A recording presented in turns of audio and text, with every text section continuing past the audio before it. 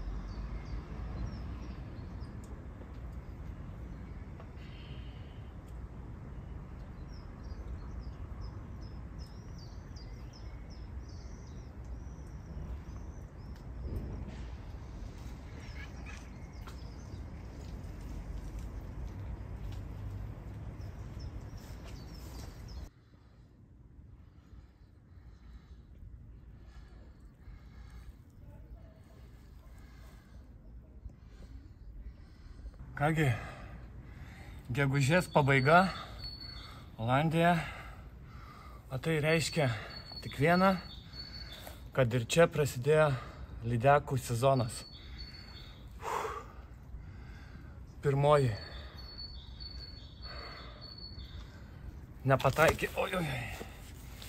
Nepataikė visai į gumą, bet tikrai graži lydekaitė.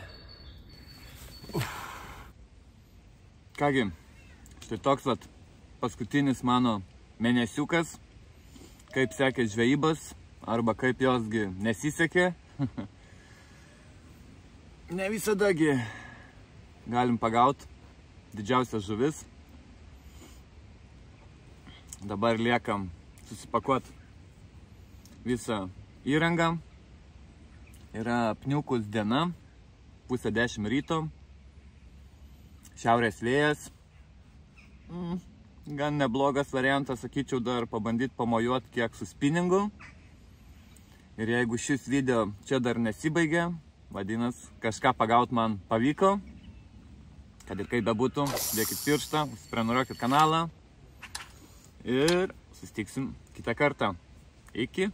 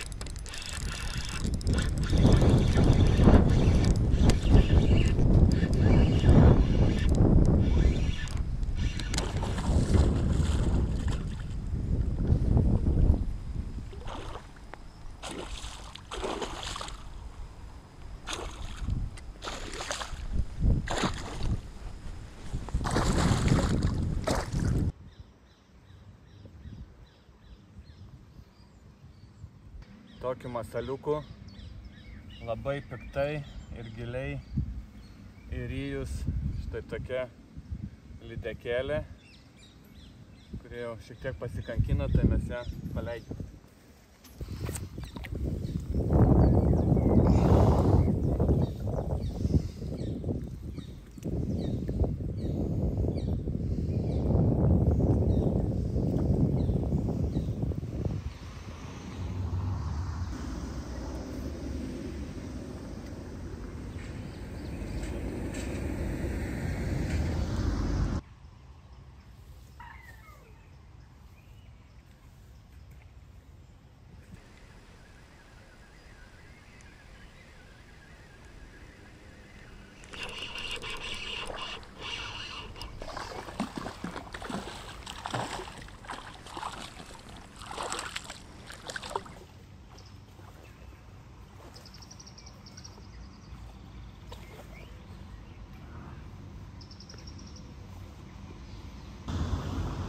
Gražus ešerys.